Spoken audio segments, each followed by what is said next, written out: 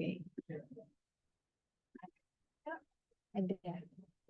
Nah, untuk pertemuan pertama hari ini, jadi saya akan menjelaskan tentang seni dan kerajinan tradisional. Jadi, kalau kita pelajari ya seni dan kerajinan tradisional kalau di seluruh Indonesia itu sangat luas dan bisa dikaji dari berbagai daerah, itu akan berbeda-beda seperti itu, Ibu, Bapak, nggih. Nah nah, iya. Untuk yang baru bergabung, perkenalkan, nama saya Dian Palupi Nur Umam, SSN, dan saya berasal dari Surabaya, Jawa Timur. Jadi agak jauh ya, tapi Bapak-bapak, Ibu-ibu bisa banget ya. Kalau ada pertanyaan-pertanyaan, silahkan langsung drop aja di link komentar seperti itu. Nggih. Nah, untuk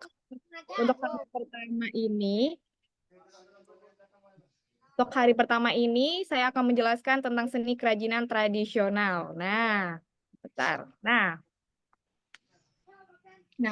seni kerajinan tradisional, jadi kalau kita diketahui ini penjabarannya atau pengertiannya, seni yang merujuk pada karya seni atau hasil karya tangan yang dibuat oleh masyarakat secara turun-menurun, secara generasi ke generasi. Oh, mohon maaf, lagi ada habis adan ya di sini.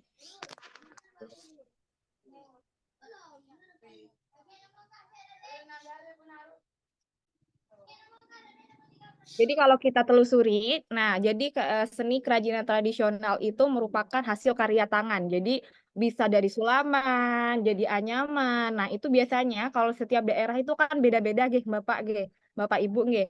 Nah dan itu diwariskan secara generasi ke generasi. Biasanya kalau dari saya misalnya nih kasih contoh dari dari buyut ke nenek saya, kemudian dari ibu saya langsung ke saya. Nah, itu termasuk dengan seni kerajinan tradisional yang dijaga warisannya seperti itu. Oke. Oke. Selanjutnya, seni kerajinan tradisional seringkali memiliki nilai historis dan estetika dan budaya yang tinggi. Jadi nilainya itu kalau kita bisa dikaji atau ditelaah terlebih dalam, nah memiliki nilai historis. Kenapa? Karena meninggalkan satu nilai dari nenek moyang yang akhirnya turun temurun kita bisa kasih terus sampai sekarang seperti itu, nggih Bapak. Nah, selanjutnya eh mereka tidak hanya menjadi bagian penting dari warisan budaya atau suatu komunitas, tetapi juga menjadi bagian integral dari identitas kolektif kebanggaan budaya masyarakat tertentu. Jadi misalnya nih kalau di daerah Jawa atau Pulau Madura itu banyak banget nilai tradisinya kayak batik Madura. Nah, kalau itu kan memang secara gambarnya itu memiliki cerita seperti itu. Dari nilai estetikanya ada, latar belakangnya juga ada, makanya di apa ya? Sering memiliki nilai historis. Jadi ada cerita di belakang karya tersebut seperti itu. Kalau penjelasan saya terlalu cepat, Ibu Bapak boleh boleh itu ya, boleh bilang ke saya ya, nggak apa-apa seperti itu. Oke. Kemudian, nah sebelum kita lanjut nih ya, saya punya tebak-tebakan untuk Bapak dan Ibu. Jadi siapa yang paling cepat berarti juara. Gitu. Ini saya cek dulu 1, 2, 3 apakah sudah siap semuanya? Ini gimana? Untuk Pak Muksal nih, udah siap Pak main tebak-tebakan sama saya nih? Udah, Bu. Oh, udah mantap. Nah, untuk Bapak Ibu yang lainnya juga boleh bergabung sama saya jadi main tebak-tebakan nih ya. Jadi biar kelasnya semakin interaktif, jadi bisa banget nih sama saya kayak gitu. Nah, eh untuk tebakan pertama, jadi saya punya tebak-tebakan siapa yang cepat ya. Ini kita kajiannya tetap ya seni dan kerajinan tradisional di Indonesia. Nah, saya klik lagi. Nah, ini bisa tebak ini nama kerajinannya apa dan daerahnya di mana? Jawa Tengah, Jonggolek. Ah, siapa? Bapak siapa Wayang ya? golek. Wayang Golek ya, dari mana? Jawa Tengah, kalau enggak Jogja. Oke, mantap. Ada lagi? Ini dengan Bapak siapa? Saya nggak kelihatan Henry soalnya. dari Bandung. Henry. Oke, mantap. Oh, Kak Hendri ya, Kak Hendri ya. Oke, siap. Kak Razia, mau tebak-tebakan juga? Oke. Oke ya, sepertinya ramai. Ya, oke. Oke, aku tahan dulu. Nah, ini kalau Kak Hendri bilang tadi wayang golek dari Jawa Tengah atau Yogyakarta. Mari kita lihat tebakannya apakah benar atau tidak. Kayak gitu. Nah, saya cek dulu. Oke, benar banget ya. Wayang kulit atau wayang golek dari Yogyakarta. Apakah di rumah Kakak Cendri udah punya koleksi wayang kulit, Kak? Wayang kayu kalau orang Sunda mah. Oh, orang Sunda ya, betul. Beda-beda ya, tapi masing-masing daerah. Nah, eh habis ini aku masih ada tebak-tebakan lagi. Jadi bisa nih, yang belum dapet nih ya, jawab kuis dari saya bisa langsung nih guys. Nah, nih. Nah, silakan. Kalau ini dari mana? Terus Jawa Barat, Megamendung. mantap, jago banget. Untuk yang lain bagaimana?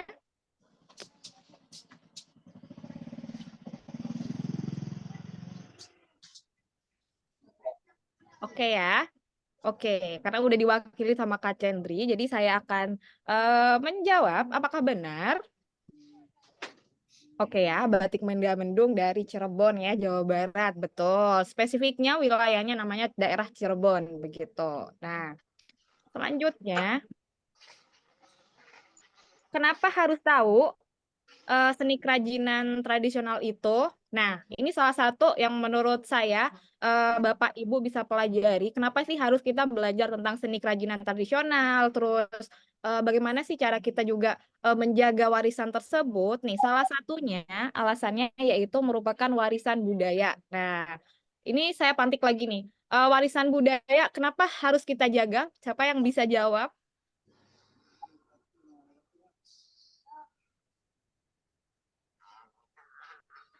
Oke. Adakah yang bisa membantu saya? Apakah Jadi begini Kak, jadi kan kerajinan tradisional itu harus kita ketahui. Kenapa sih harus kita ketahui? Ini salah satu yang poin saya tuliskan itu adalah warisan budaya. Kenapa bisa menjadikan seni kerajinan itu bagian dari warisan budaya?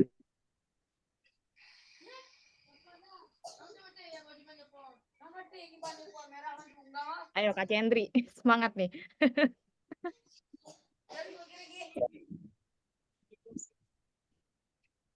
Oke, udah ada clue-nya kok.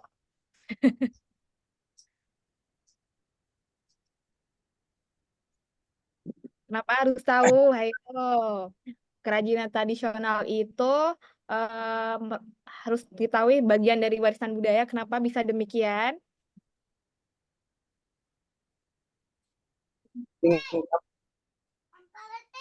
Gimana? Oke, saya bantu ya. Jadi kenapa sih harus tahu seni kerajinan tradisional itu merupakan warisan budaya? Karena balik lagi ya ke definisi yang pertama, seperti saya bilang, kalau seni kerajinan itu merupakan kayak ini udah ada aku spill nih guys. Jadi ada identitas bangsa.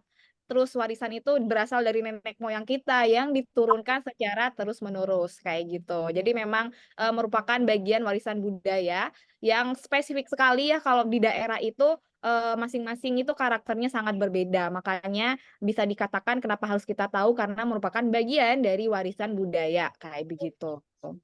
Sejauh ini masih bisa dipahami? sih? Oke, siap. Nah, selanjutnya, selain jadi warisan budaya, kenapa harus tahu juga seni kerajinan tradisional itu merupakan identitas bangsa?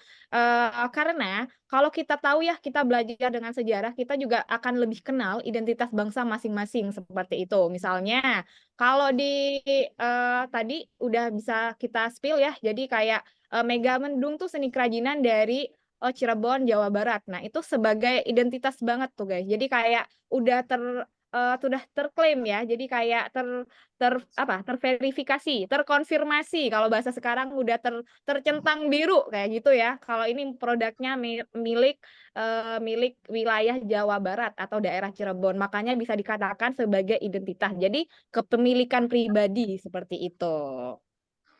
Nah, jadi daerah satu sama daerah lain itu nanti identitasnya itu akan berbeda-beda. Makanya bisa dikatakan sebagai identitas bangsa karena kalau bangsa itu adalah satu wilayah yang didomisili oleh bangsa masyarakat kayak gitu. Nah, selanjutnya kenapa harus tahu? Karena kalau kita belajar tentang seni kerajinan tradisional, itu kita juga bisa belajar tentang keterampilan teknisnya. Jadi kayak batik tadi kita bisa belajar cara proses mencantingnya, mewarnainya, mencolet kayak gitu. Kemudian juga kalau ayaman itu kita bisa belajar tuh bahannya dari apa, kemudian cara bikin anyaman bentuk bentuk apa ya, bentuk kayak gini gimana, pewarnaannya, bahannya dari apa saja. Nah, seperti itu. Jadi banyak banget yang bakal kita ketahui seperti itu, teman-teman ya. Nah, aman ya penjelasan saya? Oke, mantap.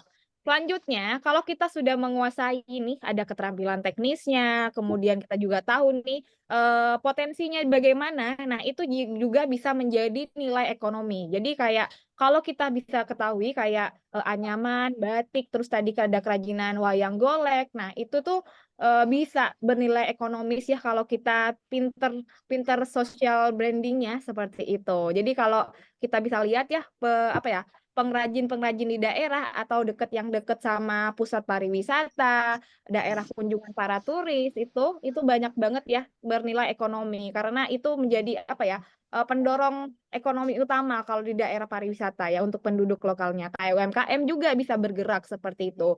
Ini kita nggak berbicara tentang kerajinan tradisional aja, tetapi kita juga seperti kulinernya juga bisa bergerak seperti itu teman-teman. Jadi kalau kita belajar tentang seni kerajinan tradisional itu, selain juga kita tahu ini warisan budaya, kemudian sebagai identitas bangsa, itu memiliki nilai ekonomis yang tinggi seperti itu. Makanya kalau kita bisa bicara tentang warisan budaya itu nilainya lebih tinggi ya, lebih mahal seperti itu.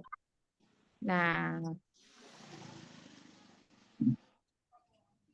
sejauh ini apakah ada pertanyaan kah teman-teman? Jadi kalau ada pertanyaan bisa banget nih. Belum ada? Oh, belum ya. Baik, saya lanjutkan terlebih dahulu. Nah, ini salah satu contoh ya yang saya tuliskan di sini, itu salah satunya adalah songket dari Palembang. Nah, apakah dari Bapak Ibu yang lagi ngikutin kelas saya di sini, apakah sudah ada yang eh, tidak asing dari hasil kerajinan ini?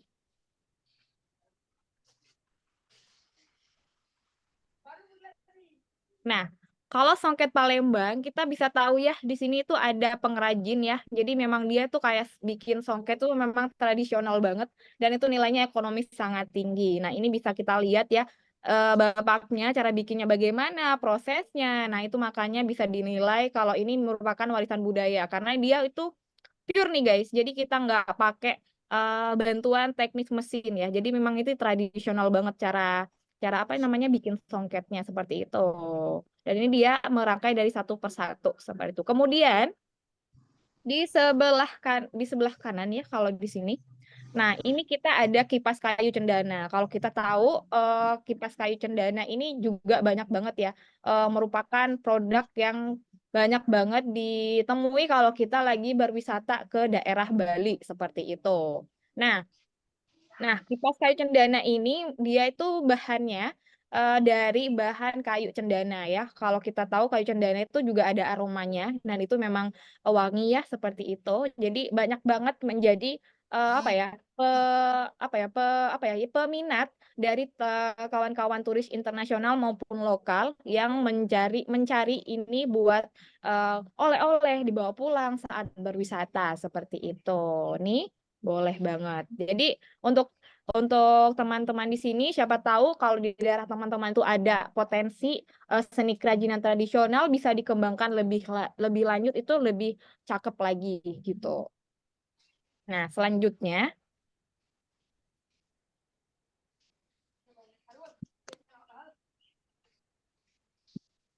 sorry. Sorry, kenapa tidak belok? Oh, ini, bentar. Nah, selanjutnya kita itu juga ada seni kerajinan tradisional ini kalau kita ke wilayah timur Indonesia, kita juga paham banget ya. Di daerah Papua itu terkenal banget secaranya itu namanya tuh tas noken ya. Jadi ini kita buatnya dari serat seperti itu. Jadi kayak serat kayu-kayuan seperti itu. Jadi silakan nih yang belum tahu tuh noken tuh seperti apa, teman-teman juga bisa browsing ya di sosial di Google, di webnya bisa diketahui nih noken ini bahannya dari apa, kemudian cara bikinnya seperti apa. Nah, ini memang menjadi salah satu apa namanya tuh seni kerajinan tradisional yang sangat populer di daerah Papua seperti itu. Kemudian kita juga ada anyaman pandan yang dari wilayah Natuna ya. Nah, Pulau Natuna nih guys. Jadi ini kalau kita bisa perhatikan anyaman pandan ini kita bisa lihat ya satu anyaman dari antara satu ke yang lain itu berbeda ya. Dan ini membutuhkan keterampilan teknis yang sangat tinggi. Jadi kalau belum pernah coba bisa banget nih dicobain ya. Paling di rumah teman-teman juga banyak ya anyaman anyaman pandan ya seperti tikar teman yang ada di rumah kayak gitu. Nah, selanjutnya oke. Nah, ini ada tugas nih dari saya untuk teman-teman. Untuk teman-teman, jadi ini tugas dari saya untuk teman-teman ya. Oke, 15 menit ya saya kasih waktu bisa sebutkan seni kerajinan yang ada di sekitar rumah teman-teman deh. Atau sewilayah deh. Kalau di wilayah Aceh yang lebih spesifik gede, boleh banget disebutkan seperti itu. Jadi saya kasih waktu mungkin ya. Masing-masing orang bisa menyebutkan 3 deh, boleh. Dari Jaipong, Di wilayahnya, dari Jawa Barat, oke. dari Kecap, Bali, Oke. dari Kak Chen. Piring, Oke, tari piring. Kalau kerajinan di sana apa, Kak? Misalnya, Kak, kerajinan tradisionalnya apa kalau di daerah rumahnya Kak Cendri? oh, di Bandung, kerajinan tradisional, Oke,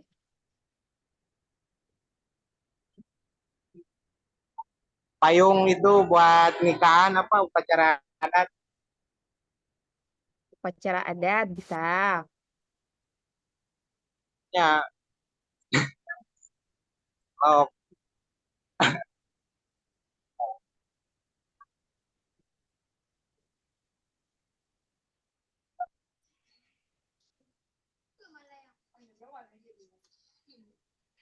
turunan orang aja. Oke, boleh. Kalau kalau itu Kak, kalau kerajinan tradisionalnya misalnya kalau ada anyaman di sekitar rumahnya Kak Cendri itu apa Kak? Ada nggak Kak kalau di daerah Kakak? Ada buat Itu apa? buat upacara adat itu dari rotan payung, Bahannya dari apa? payung dari bambu, Dari bambu ya, berarti bahan dasarnya memang bambu ya. Oke, baik. Selanjutnya apa, Kak? angklung, Oh, angklung. Ya, bener angklung ya. Kemudian apa lagi? Kurang satu, kurang satu. capi, Oke, capi ya.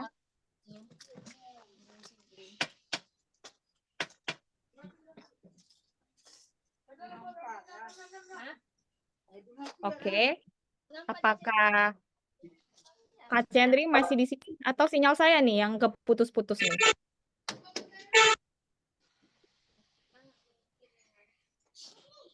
Oke, Kak Cendri udah selesai. Nah, mungkin kita lanjut lagi untuk Kak Basyariah Kumala.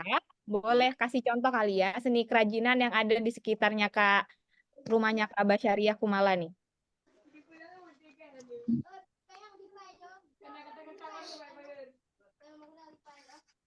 Atau Bapak Mirsa Irawan, boleh bercerita nih Bapak. Kalau di rumahnya ada nggak seni kerajinan yang yang bernilai ekonomis tinggi, warisan budaya seperti itu?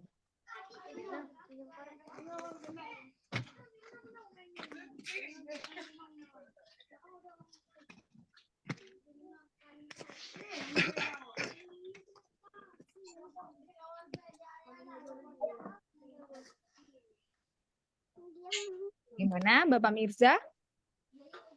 Belum bisa join ya sepertinya ya. Untuk teman-teman yang mau jadi volunteer, mau nyebutin terlebih dahulu nggak apa-apa ya, silakan ya. Jadi jangan nunggu saya untuk jadi nunjuk kayak gitu. Oh Kak Razia tuh, oke oke, silakan.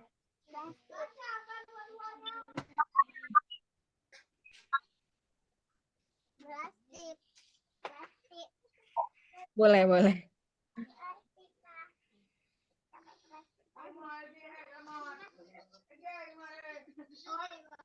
Silakan nih untuk bapak-bapak, ibu-ibu, silakan.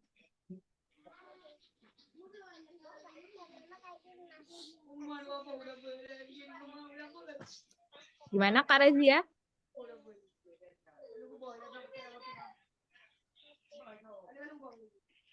Oke.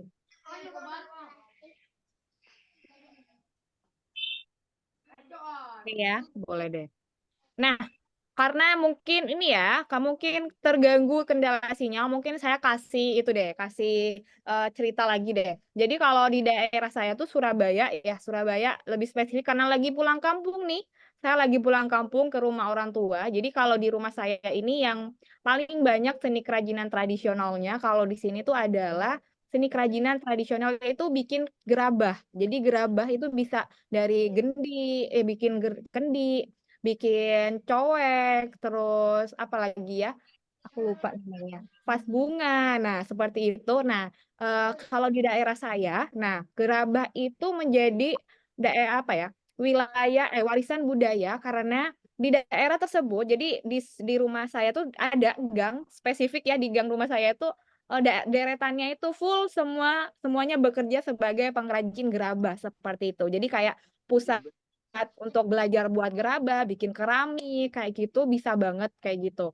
Dan itu diprakasai atau dimulai dari awal dari zaman Belanda itu udah turun temurun ya sampai sekarang itu masih berjalan seperti itu. Nah, kemudian selain juga ada gerabah di lokasi tersebut, di sebelahnya itu juga ada sentra pengrajin itu pengrajin batik ya. Jadi di sini juga selain ada gerabah yang untuk pembuatan cowek, pembuatan kendi itu kita juga ada sentra sentra pembatiknya. Jadi batik itu di sini kalau kalau kalau daerah Probolinggo ya karena saya lagi di Probolinggo ini teman-teman itu ada namanya itu adalah batik manggur. Jadi ada batik apa gambarnya itu mangga sama anggur. Jadi manggur ya sama ikonnya kalau di Probolinggo tuh ada Bromo ya, deket banget sama Bromo. Nah, itu ada gambar Bromonya. Kenapa tadi juga dijelaskan ya kalau di definisi pertama itu kalau apa seni kerajinan tradisional itu memiliki nilai historis ya selain ada estetika. Nah, kalau di seni batik itu kita bisa lihat ya nilai historisnya di daerah kita itu memang pengrajinnya itu banyak banget di daerah kita itu ditemui wilayah ini penghasil mangga dan anggur karena memang banyak banget ya di sini itu perkebunan mangga sama anggur yang memang menjadi ikon dari wilayah Probolinggo seperti itu. Kemudian juga ada juga apa namanya Bromo yang menjadi ikon wisata ya kalau di Jawa Timur tuh paling keren. Jadi siapa di sini yang sudah pernah ke Bromo? Saya Oh sudah Kak Hendri, baik.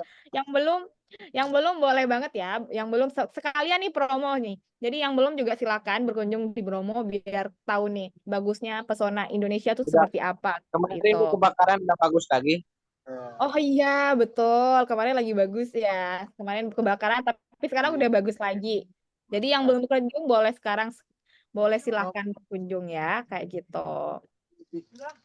Terus makanya saya bilang kalau bernilai historis juga ada ceritanya. Jadi tidak hanya apa ya, karya tangan aja, kayak batik aja digambar tapi tidak memiliki nilai historis. Jadi kalau kayak kayak kita bisa nilai ya, batik Mangga Anggur itu bisa menceritakan tentang identitas dari eh, wilayah daerah Probolinggo seperti itu. Karena banyak banget ya yang bisa menjadi ikon seperti itu. Kalau di mana ya? Aku lupa nih guys. Nah, betul. Kalau tadi ada Mega Bendung kan dari Cirebon. Nah, itu identitasnya memang kenal banget ya sama Cirebon ya. Jawa Barat banget seperti itu. Terus kalau di sini juga itu yang paling terkenal, oke, spesifik Jawa Timur ya. Aku oke, sentra gerabah udah, sentaka batik juga sudah udah.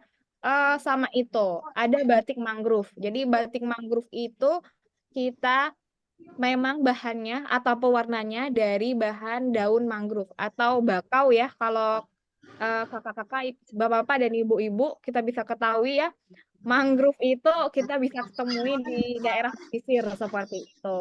Jadi banyak banget seni kerajinan di daerah yang bisa teman-teman telusuri. Kalau kita bisa lihat identitasnya akan beragam seperti itu ya. Jadi siapa lagi nih yang mau sharing-sharing tentang seni kerajinan tradisional yang ada di daerahnya? Ini ada ada Kak Basyariah Kumala nih. Boleh Ibu kalau mau bercerita nih kalau kerajinan tradisional yang ada di sekitar rumah Ibu boleh banget ya. Bisa nggak? Oke.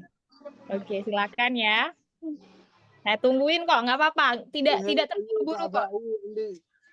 Kita kelasnya santai, tapi kita juga fokus seperti itu ya. Ini juga ada Kak Anissa. Silakan ya teman-teman kalau mau bercerita atau sharing, saya perbolehkan di sini ya. Iya, kalau habis labah hari.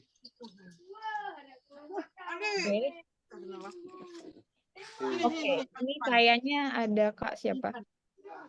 Moksalmina ya, yang lagi rame ya.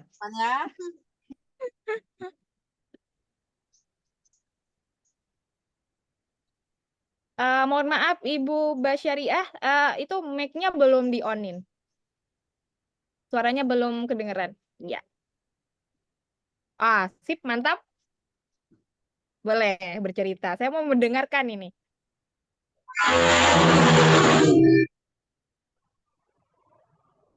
Ya, bagaimana? Putra aku cerita. Oh, kenapa? Mohon maaf. Mau cerita apa, Ibu? Oh, ini. Jadi tadi sudah kita jelaskan nih tentang seni kerajinan di daerah wilayah masing-masing dari teman-teman. Nah, kalau di rumahnya Ibu Basyariah Kumala itu ada nggak sih seni kerajinan tradisional yang turun-temurun seperti itu? Boleh sebutin deh. Kalau ada 3 boleh banget, ada banyak boleh banget karena kelasnya kita masih ada sekitar 30 menit lagi. Jadi masih durasinya masih panjang seperti itu.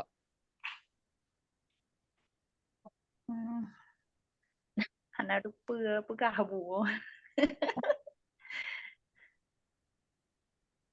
Nggak tahu kerajinan apa. Kalau di sini kan cuma sawah. Oh, sawah seperti itu. Spesifiknya. Mungkin ini aja deh. Kalau kesusahannya seni kerajinan tradisional di wilayahnya, nggak apa-apa deh kita bercerita. Kalau tari-tarian daerah wilayahnya ada nggak kayak gitu? Kita bahas budaya aja deh kalau kayak gitu. Kayaknya nggak. Kalau di Kumala, kayak pernah nggak turun-menurun, Bu.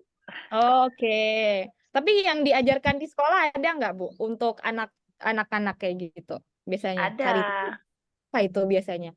ada adat Aceh, cuma Nah ya, Aceh ya, tari saman gitu. Ya, saman. Terus apakah ada lain, Bu? Kan saya nih orang kebetulan saya orang Surabaya. Jadi nggak tahu nih. menjahit, Oh, menjahit menjahit. yang ada. Menjahit. Kalau di sana menjahitnya motifnya seperti apa? Maksudnya? Motif tuh kayak gambar nih, misalnya ada bordir kan jahit tuh ada kayak macam bordirnya. Nah, bordirnya tuh kebanyakan tuh kayak gambar-gambar apa kayak gitu. Oh, gambar bunga yang banyak, Bu. Kayak kipas-kipas itu. Kipas-kipas ya. Bunga. Bunga. Oke, mantap. Itu juga bisa sih sebenarnya.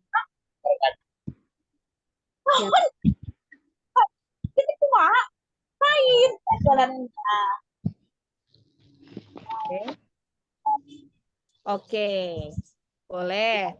Nah, terima kasih Ibu Basyaria udah cerita ya. Ini boleh dilanjut sama Kak Anissa nih, kayaknya udah siap nih. Oh, dah hari itu. Izin ya, Bu, sebentar. Enggak, ya, boleh. Pak Ridho ke. Ibu Dian dari Surabaya. Iya, saya dari Surabaya. Jadi makanya nih saya juga pengen belajar nih budaya tradisi dari daerah Aceh seperti apa. Jadi saya juga bisa belajar, tukar ilmu seperti itu. Kalau masalah seni mungkin agak kurang paham ya, bukan Oke. nggak ngerti, cuma kurang kita jelaskannya susah. Oke, siap. Sendiri. Kalau kerajinan di sana ada nggak, Bu, yang biasanya menjadi kayak khas nih daerah Aceh yang bisa jadi oleh-oleh kayak gitu. Misalnya saya berkunjung ke wilayah Aceh, saya harus beli ini nih buat saya biar tahu nih orang-orang saya lagi bepergian ke daerah Aceh seperti itu. Sebenarnya kalau di Aceh itu banyak seninya, cuman cuma bisa di kepala ya. Contohnya topi Aceh, topi Aceh yang ada buat pengantin. Heeh. Itu salah satu seni dari Aceh. Habis itu ada melinjo. Oh, melinjo, enak sekali. Salah satu yang diingat ya. Yang topi masuk sih, bukan? Topi itu yang biasa dipakai untuk penari itu ya? Penari Iya. sama? Iya, taman buat pengantin lelaki. Iya, kayak gitu. Itu seni tangan, jahit pakai tangan, manual, Ya, pakai listrik. Betul. Ada cerita nggak sih, Bu, kalau kayak topi tadi itu bentuknya seperti itu, kenapa gitu? Mungkin kurang paham ya. Boleh, nggak apa-apa. Ya. Nggak tahu kayak mana cara buatnya. Oke. Topi itu dijahitnya itu pakai tangan. Satu persatu kainnya itu dipotong-potong lalu dijahit perlahan-lahan tapi pasti. Perlahan-lahan tapi pasti ya. Oke. Kalau itu kenapa harus pakai topi kalau di Aceh itu? Ada itu nggak aturan atau bagaimana? Itu sih sebenarnya bukan aturan ya, tapi lebih ke apa ya? Kalau aturan nggak ada aturan. Tapi nggak tahu juga. Karena ini sudah mesangkut dengan apa ya? Nggak tahu juga syariat mungkin ya. Oke, syariat ya. Boleh. Terus apa lagi nih, Bu? Satu lagi deh, masih ada nih. Ayo. Lupa tapi ya, betul. Ya sih, biasanya kalau karena tidak disiapkan nih ya, apa ya jadinya lupa. Padahal banyak banget, kaya banget ya Aceh. Atau itu, Bu, senjata tradisional dari Aceh. Iya. Rencong. Oh, ya betul. Nah, itu juga bisa menjadi warisan budaya kayak gitu. Biasanya buat oleh-oleh juga kan ya? Ya, banyak oleh-olehnya. Cuma kita mungkin orang ini pada tahu mungkin. Coba satu. Oke. Nah, boleh banget nih karena saya orang Surabaya, nggak tahu banget. Jadi bisa kasih tahu saya kayak gitu. Oke. Sama, Bu, orang Jawa, Bu. Oh, Kak Centri orang Jawa. Orang Bandung, saya di sini merantau. Oke. Nggak apa-apa. Mantap jiwa ya, tetap nih. Meskipun kita merantau, tapi kita nggak lupa nih, tetap belajar seperti itu ya. Biar tambah ilmunya. Gitu. Nah, ada lagi yang mau diceritain untuk dari Ibu Anissa? Atau mau siapa lagi nih bisa gantian kok teman-teman ya. Saya panggil teman-teman aja ya biar sepantaran kayak gitu. Ibu Oke. Dian masih menetap di Surabaya atau Iya. sudah pindah?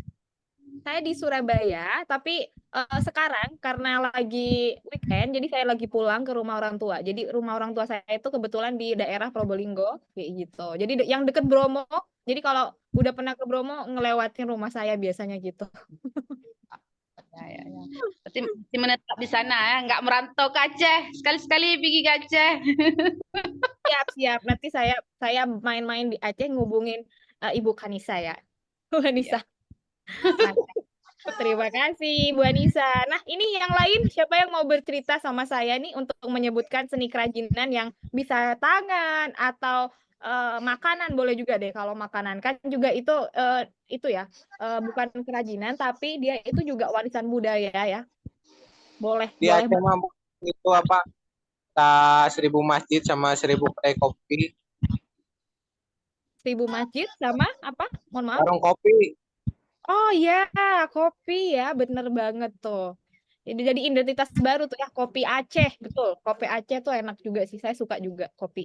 Namanya warung kopi. Oh oke, kopi ya. Mie Aceh, wah enak banget mie Aceh ya. Saya suka tuh mie Aceh. Nah, ini ada Bapak Moksalmina, mau bercerita nggak Pak? Biar saya juga tahu nih. Nggak tahu mau cerita apa. Oke. Jadi saya pancing dulu nih biar bercerita semuanya nih ya. Jadi mungkin kalau di rumahnya Bapak Muksalmina ada nggak ya yang jadi warisan turun temurun nih biasanya atau kerajinan yang biasa dibikin sama ibu-ibu atau sama bapak-bapak di daerah Bapak gitu. Ada nggak? Ada di ayam mentikar, Apa? Suaranya agak jauh Pak. ayam mentikar, Apa itu? tikar. Oh, ayam tikar. Seperti apa? Bentar, saya juga browsing nih. Itu bisa ceritain nggak Pak? Bentuknya seperti apa? Terus bahannya dari apa? Kayak gitu? Boleh banget. Bahannya dari daun pandan. Wah, daun pandan. Terus itu dianyam seperti itu? Ya, Oke. Terus biasanya bentuknya jadi apa? Tikar aja? hah? Itu bentuknya nanti anyamannya itu jadi apa? Ya, apa tuh? Tikar, Bu. Tikar aja ya, kayak gitu. Soalnya ada juga di wilayah lain kayak tadi saya kasih tuh yang contohnya Natuna, itu ada juga dibikin tas kayak gitu, terus kemudian dibikin keset, hiasan dinding kayak gitu. Nah, kalau di rumahnya Bapak berarti tikar aja ya kayak gitu. Tuh. Terus apakah ada lagi Pak selain tikar kayak gitu? Ini saya cerewet nih guys. Jadi biar tahu nih. Jadi kalau udah ke Aceh saya langsung nemu nih. Oh mau nyari ini, mau nyari itu kayak gitu. Jadi kalau lagi liburan di Aceh bisa langsung beli kayak gitu.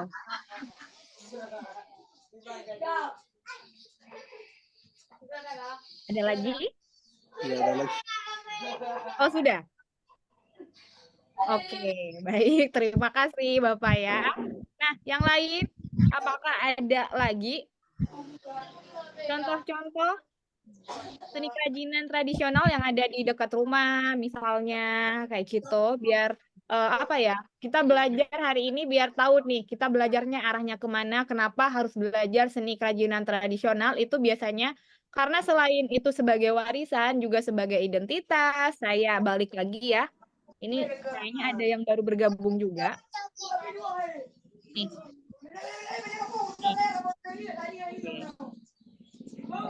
Ini boleh banget ya. Nih, kenapa harus tahu tentang seni kerajinan tradisional? Karena balik lagi ya, ini sebagai warisan budaya. Nah, kayak tadi ada yang apa namanya warisannya di Aceh tuh ada topi, tuh tadi kan topi ya, topi tradisional Aceh itu memang kan bentuknya berbeda pasti ya di daerah lain juga cara bikinnya juga berbeda. Terus tahapannya juga berbeda. Nah, itu bisa menjadi identitas bangsa. Jadi kalau kita bisa lihat topi dari daerah Aceh sama di daerah mana tuh Jawa Barat atau Jawa Timur. Kalau Jawa Timur tuh kan ada itu ya, apa namanya? Okra. Kalau di sini nyebutnya okra. Kalau di Jogja nyebutnya belangkon kayak gitu. Nah, itu tuh bisa jadi itu warisan budaya sebagai identitas bangsa kayak gitu. Nah, kalau kita balik lagi ke mana tuh daerah wisata atau ada kunjungan wisatawan itu bisa menjadi bernilai ekonomi karena itu bisa menjadi kayak tukar apa ya? Aduh, ekonomi itu memutar di sana seperti itu. Jadi ada keterampilan teknis yang dimiliki oleh masyarakat di daerah tertentu sehingga kalau ada apa tempat wisata atau kunjungan seperti itu bisa dijual seperti itu. Makanya ekonomi itu berputar di situ kayak gitu. Siapa tahu di sini ada pengusaha juga, jadi bisa nih mengcover teman-teman yang punya bisnis kayak gitu. Jadi bisa branding masing-masing kayak gitu. Nah, ini ada yang baru bergabung kayaknya ada Kak Mirza Irawan ya. Nah, ini apakah juga mau berbagi cerita bersama saya hari ini? Nih, kalau tadi kayak saya kasih contoh ya, jadi ada salah satu contoh juga nih, songket Palembang. Jadi songketnya itu kita bisa lihat ya bahannya, terus motifnya di daerah Palembang itu pasti beda kan? Di sama mana tuh songket dari daerah Lombok pasti akan berbeda kayak gitu. Bentuk-bentukannya pun pasti akan berbeda kayak gitu. Kemudian ini juga warisan budaya karena dia itu merupakan ciri khas juga ya, terus warisan budaya turun-temurun dari nenek moyang seperti itu. Jadi kalau ke Palembang jangan lupa beli songketnya, biasanya kayak gitu ya.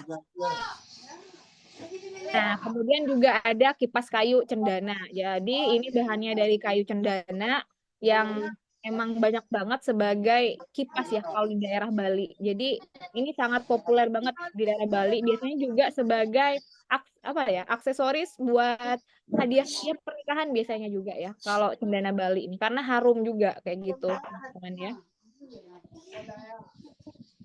Nah, nih. Nah, daerah Papua ini ada noken ya. Kalau ini kan memang dari serat kayu. Jadi misalnya beda-beda bahan-bahannya. Tapi warnanya juga ini pakai warna alami. Jadi kalau kita kan warnanya sintetis biasanya kayak gitu. Nah, kalau di sini lebih tradisional seperti itu. Nah, ini mungkin sama kayak Bapak Muksalmina ya tadi jelasin ya ada anyaman pandan. Nah, di daerah Natuna itu sangat populer juga seperti ini. Kalau kita bisa lihat ya. Nah, seperti ini. Jadi di daerah masing-masing bisa banget. Oh, Bapak Mirza. Oh iya benar. Ternyata sinyal ya, gangguan ya, nggak apa-apa. Pak Razia, udah bisa sharing-sharing? Halo?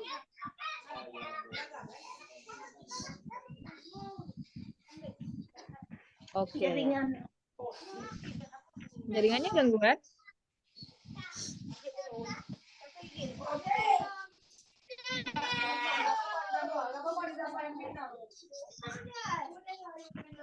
Nah, oke nih.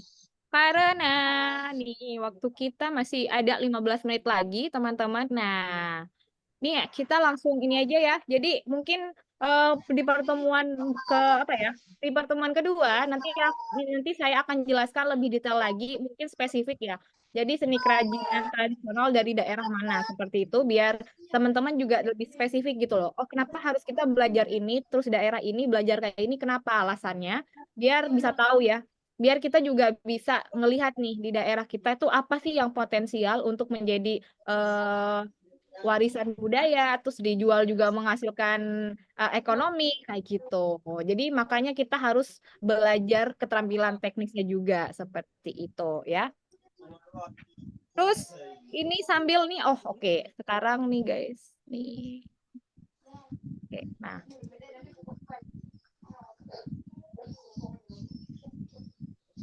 Nah, ini sebagai penutup dari saya. Jadi kenapa sih kita harus belajar nih guys penutupnya?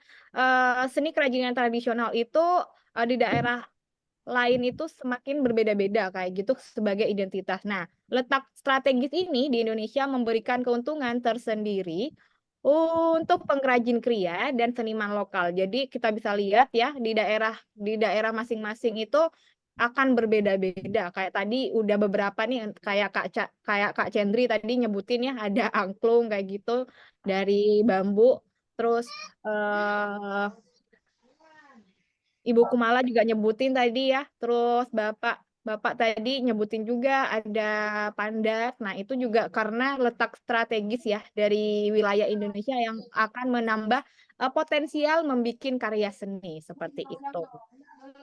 Kemudian ya bener banget selain kaya akan bahan baku, nah perbedaan landscape di setiap pulau memunculkan keanekaragaman flora dan fauna yang khas. Makanya kalau kita bisa lihat kalau tadi ada pengrajin pandan ya di wilayah Natuna sama wilayah di Aceh itu pasti akan berbeda seperti itu. Karena kita bisa lihat saya sering menemukan soalnya nih kayak apa ya?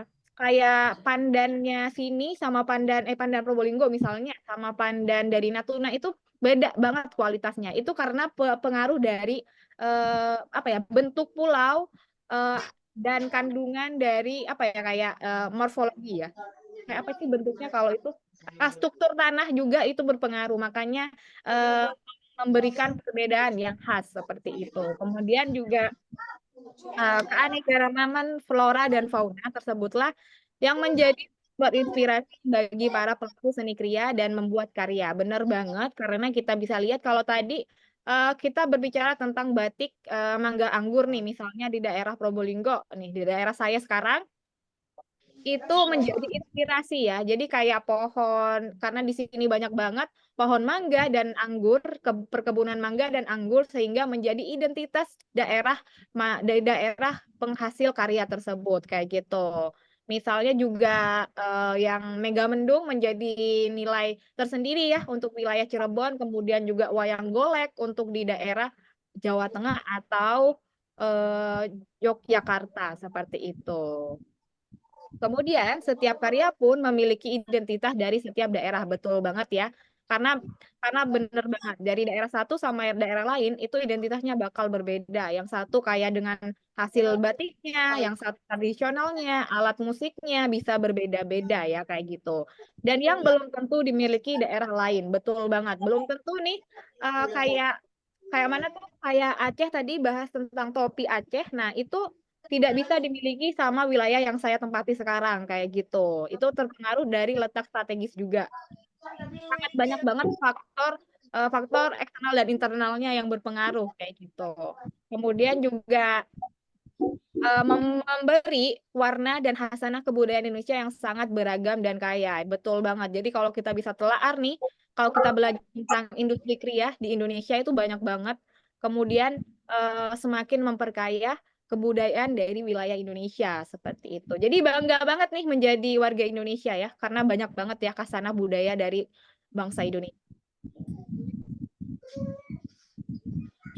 Dan paling penting juga kerajinan tradisional tangan khas Nusantara telah diwariskan secara turun-menurun, benar banget. Dan memiliki filosofi mendalam berkaitan dengan budaya masing-masing daerah, betul banget. Karena kita kalau tidak bisa menjaga warisan budaya, berarti kita juga tidak bisa menjaga apa ya namanya ya, warisan dari nenek moyang kita seperti itu. Jadi sangat pentinglah kita menjaga warisan budaya untuk menjaga identitas bangsa kita seperti itu. Karena balik lagi filosofinya ya berkaitan banget akan budaya daerah masing-masing. Jadi perlu dijaga dan perlu diwariskan secara terus-menerus kayak gitu. Kemudian berkat keindahan dan keunikan yang ditampilkan, tak heran jika kerajinan tangan Nusantara ini sangat diakui dan telah diakui hingga kancah internasional. Benar banget, kayak apa ya?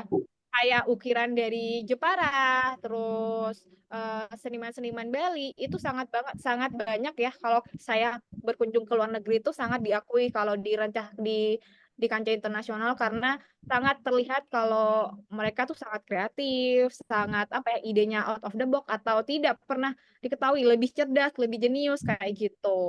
Jadi demikian ya penutup kalau dari saya materinya untuk hari ini. Jadi karena masih ada waktu mungkin saya itu ya mention aja nih karena absen ya. Jadi untuk teman-teman yang belum absen, jadi silakan langsung di absen aja kayak gitu, teman-teman. Yang di sini siapa yang udah absen boleh kasih tanda kayak gitu. Jadi masih ada waktu sekitar 9 menit lagi. Jadi sebelum berakhir, jadi boleh banget nih diisi dulu ya absensinya.